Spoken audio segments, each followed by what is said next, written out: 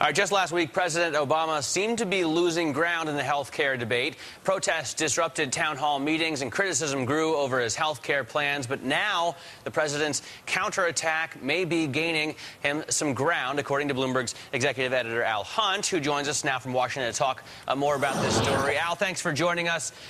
Hey, Matt. Let me ask, first of all, how you measure this shift, this sea shift here. Can we call it that? Well, the first thing you have to understand is that they really were caught off guard, they being the Democrats and especially the White House. First 10 days of August, they got clobbered. So they really lost a lot of ground in both perception and with politicians, perception matters. What they've done is come back, and the president in particular has come back over the last week. I'm not sure they're where they were even on August 1st, but they're no longer losing ground. All right, so let's ask what's going on. In the past week, lawmakers are saying they observed, obviously they're on recess right now, all of them, saying they observed a more balanced perspective. What perspective was this and what led to it?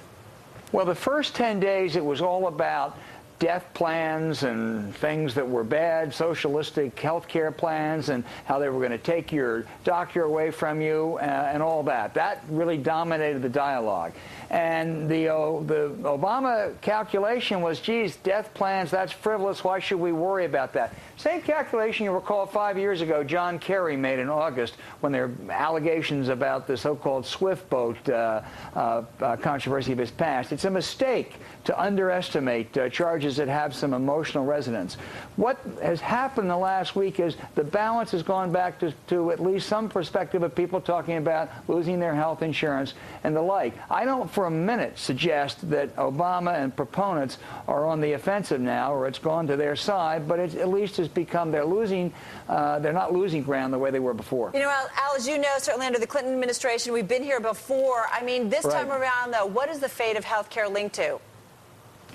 Well, I think more than anything, Carol, it's linked to a calculation Democrats are going to have to make as to what is going to be worse for them or what's going to be better for them. To pass a bill which some Republicans will take a swipe at in the next election, or to go home and say, I'm sorry, we failed, we couldn't do it. The experience of the Clinton health care plan in 93 and 94 would suggest the very worst of worlds for Democrats would be a failure, to say we just couldn't get anything done. Let me quickly ask you, you think his vacation in Martha's Vineyard is a mistake. Why is that? I don't deny the president needs a vacation. He works incredibly hard. He and his family ought to get away the way all families should get away, and I think that's essential. $25,000 a week during the worst economic downturn since the Great Depression, I just think looks bad. I think it's solely an appearance problem, but I think, as I wrote today, there must have been a nicer, cheaper place in Lake Michigan. Somebody's got to have a place they could loan to the president, maybe on a weekly basis. You would think. You would think, yes. All right, Al, thank you so much. And we do want to remind everybody that the opinions expressed by Al are his own.